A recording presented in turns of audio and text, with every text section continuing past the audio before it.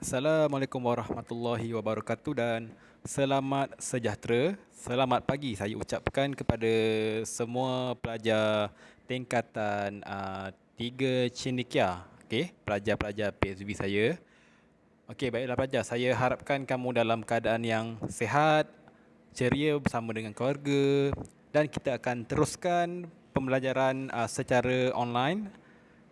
Okey pelajar. Jadi minggu lepas kita dah masuk topik yang pertama di bawah bab pakaian tradisional mengikut kaum, betul?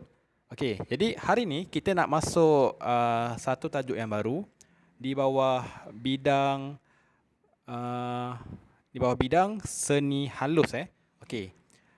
Bawah bidang seni halus ni dia ada 4 tajuk, iaitu seni lukisan, seni catan, seni cetakan dan arca. Okey. Jadi hari ni kita nak masuk tajuk seni lukisan pada muka surat 20. Okey, pelajar, kamu boleh gunakan buku teks online yang saya dah share dalam grup menggunakan AnyFlip, buku aplikasi AnyFlip. Jadi pelajar, apa yang kamu perlu belajar dalam tajuk seni lukisan ni ialah apa yang saya nak kamu dapat. Yang pertama, kamu dapat mengetahui sejarah perkembangan seni lukisan tempatan dan contemporary. Okey, contemporary ni maksudnya seni yang di luar negara, seni-seni di peringkat antarabangsa. Okey, yang kedua, saya nak pelajar dapat membuat eksperimentasi dan penerokaan pelbagai media.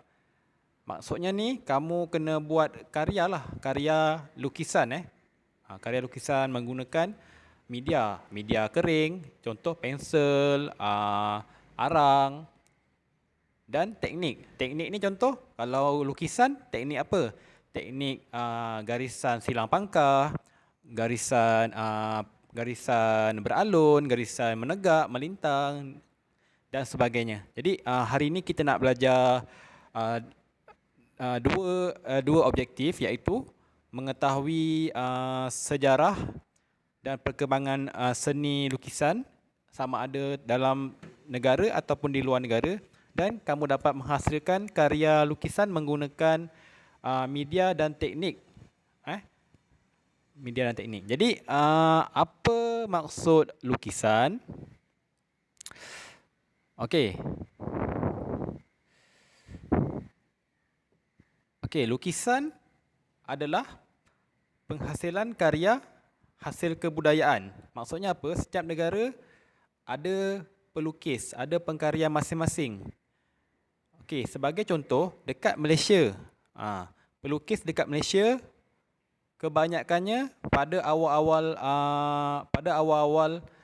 penubuhan persatuan di Malaysia, kebanyakan pelukis di Malaysia dia mengambil subject matter mengambil idea tokoh-tokoh tempatan dan juga pemandangan-pemandangan di kawasan persekitaran.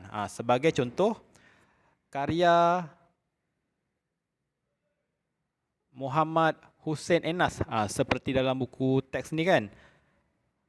Muhammad Hussein Enas merupakan seorang pengkarya, pelukis, tokoh catan, seni halus yang telah banyak menghasilkan karya-karya, dan karya yang terdapat dalam buku ni diberi nama Malay Fisherman, nelayan Melayu, yang dihasilkan pada tahun 1963 menggunakan media apa? Menggunakan media pastel. Pastel ni apa? Pastel ni dia macam kapur dia macam kapur, tapi dia ada pelbagai jenis warna. Pastel ni kita boleh bahagikan sama ada soft pastel ataupun oil. Soft ni dia macam kapur, dia tak berminyak. Kalau oil, dia sifat dia macam color crayon. dia berminyak. Okey. Itu adalah secara ringkasnya tentang seni lukisan. Maksud dia Jadi persepsi seni, perkembangan sejarah seni lukisan tempatan. Okey pelajar, sejarah seni lukisan dekat Malaysia ni, kalau pada awalnya kita dapat temui di Gua Tambun di Perak dan Gua Niah di Sarawak, iaitu lukisan gua yang menggambarkan gambar haiwan menggambarkan kehidupan pada waktu itu. Itu dah awal-awal mana datangnya lukisan. Jadi sejarah seni lukisan dekat Malaysia, dia ada 5 fasa, 5 era. Okey, era 1960-an, era yang kedua pada 1970-an, era ketiga 1980-an, era keempat 1990-an, dan era seni contemporary. Contemporary ni seni yang terkini, yang sekarang ni. Okey, ada 5 era 5 era. Bermula 1960 hinggalah kini. Setiap era ni dia berbeza aliran dan juga pendekatan. Contohnya, contoh pada tahun 1960, kebanyakan lukisan pada waktu itu mengambil pengaruh daripada barat. Yang mengambil pengaruh barat dan juga banyak menggunakan aliran expressionism. Expressionism ni luahan perasaan. Contoh gambar-gambar, dia kebanyakannya gambar-gambar lukisan yang bertemakan tema-tema masyarakat pada waktu itu. Kalau di barat dia popular dengan karya-karya golongan-golongan bangsawan.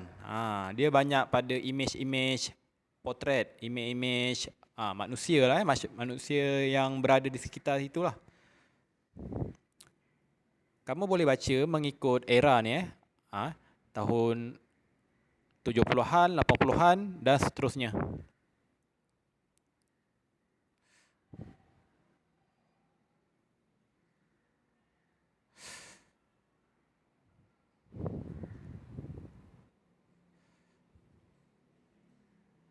Okey. Jadi nanti kamu cuba baca setiap perbezaan mengikut era. Contoh tadi yang saya sebutkan era 60-an. Kamu baca balik nanti, kamu bezakan apa perbezaan pada era 60-an, 70-an, 80-an, 90-an dan sekarang. Apa perbezaan ketara seni lukisan tempatan mengikut era. Okey. Itu teori Jadi apa yang tugasan yang saya nak kamu buat pada hari ini, pelajar? Tugasannya saya nak kamu hasilkan kamu hasilkan lukisan bertemakan objek geometri. Apa dia objek geometri? Objek geometri ni seperti yang gambar yang saya tunjukkan ni, objek-objek yang mempunyai segi, mempunyai sudut yang boleh dikira. Contohnya apa? Cube, kuboid, sfera, piramid dan sebagainya. Jadi hari ini saya nak kamu hasilkan 3 objek geometri, iaitu sfera, cube dan juga piramid. 3 objek dengan menggunakan media pensel di atas sekeping kertas, sama ada kertas A4. Kalau ada yang sebaiknya kertas lukisan lah. Tapi kalau tak ada tak apa, boleh gunakan kertas A4. Boleh gunakan kertas A4. Jadi macam mana cara penghasilannya? Okey.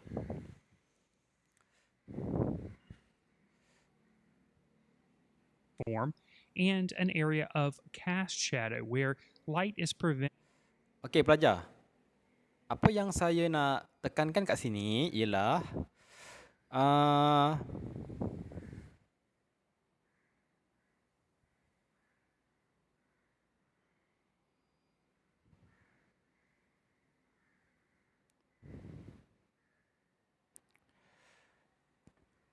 pencahayaan, tone dan juga bayang, shadow. Highlight ni maksudnya cahaya yang datang. Kalau contoh yang di dalam paparan ni, cahaya berada pada sudut sebelah kiri.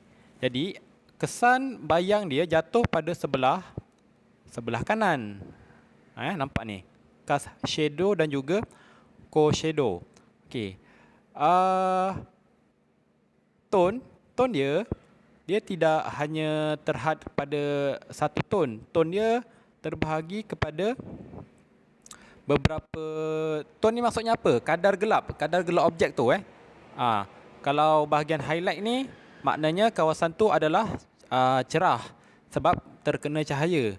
Mid-tone maksudnya kadar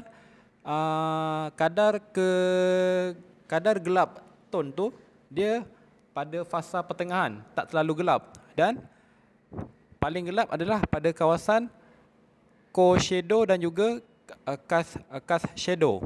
Ini paling gelap sekali.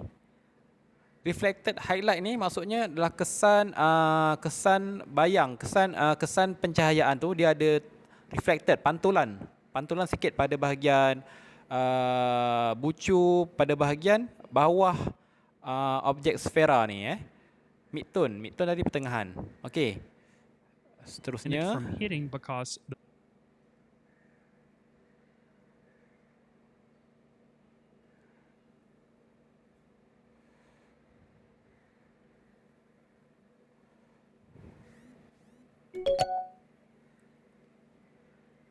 form is in the way.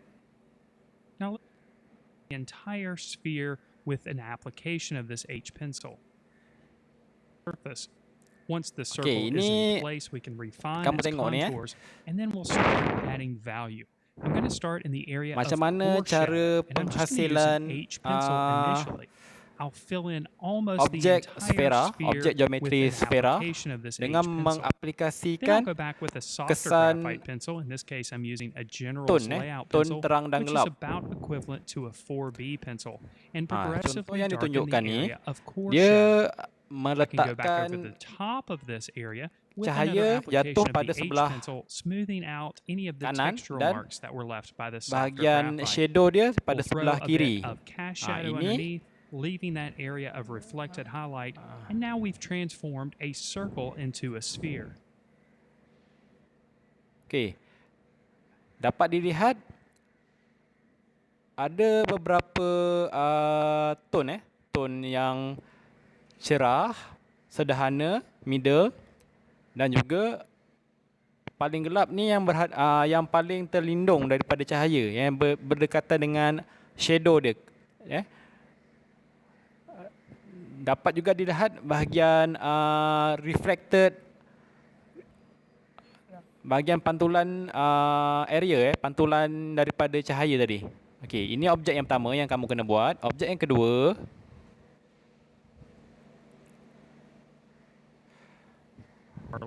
okey, objek yang kedua adalah sebuah cube.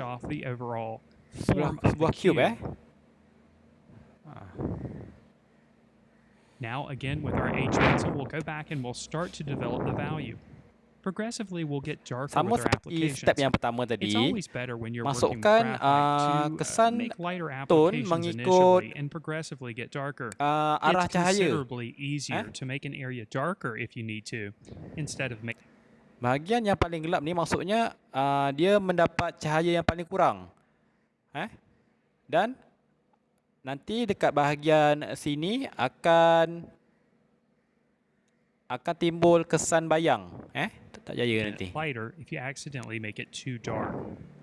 Once we've got our initial H pencil applications on the surface, we'll go back with this softer graphite. Again, this is a General's Layout pencil, and start to push the values a bit darker. Of course, our light source is consistent for each of the forms that we're drawing here. In each case, the light source is originating from the upper right-hand corner. Meaning for our cube, the top piece will be the area of highlight. The front-facing part of the cube will be the mid. Okey, belajar. Nampak bayang-bayang dia terhasil pada sebelah kanan. Jadi cahaya datang daripada bayang-bayang jatuh pada sebelah kiri. Jadi cahaya sini adalah sebelah kanan. Objek yang seterusnya ialah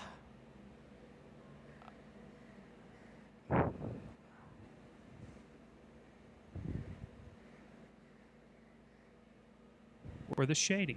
Here again, we'll start with the H pencil and progressively get darker with our application. sama juga dengan step yang We'll also 1 go dan 2 back over tadi. the top with this softer Bezakan graphite pencil, ton making the values mengikut quite a bit darker. cahaya, kesan cahaya. In the case of the Sekurang-kurangnya pyramid, 3 we ton. only see the mid-tone, which is the front-facing side of the pyramid, and now since the cylinder is a curved bottom, Okey, jadi inilah 3 objek. Hari ini saya nak kamu buat 3 objek geometri yang ditunjukkan pada paparan ni. Kamu hasilkan, kemudian masukkan unsur jalinan dan juga ton, cahaya dan juga bayang. Okey, itu saja untuk hari ini. Jika ada masalah nanti kamu boleh bertanya saya, sama ada melalui WhatsApp ataupun boleh call apa semuanya kan, kalau kamu tak faham. Jadi itu saja untuk hari ini. Tugasan kamu ambil gambar dan hantar dalam WhatsApp group ataupun boleh PM saya. Okey, itu saja untuk hari ini. Kita akan jumpa pada kelas yang berikutnya. Terima kasih.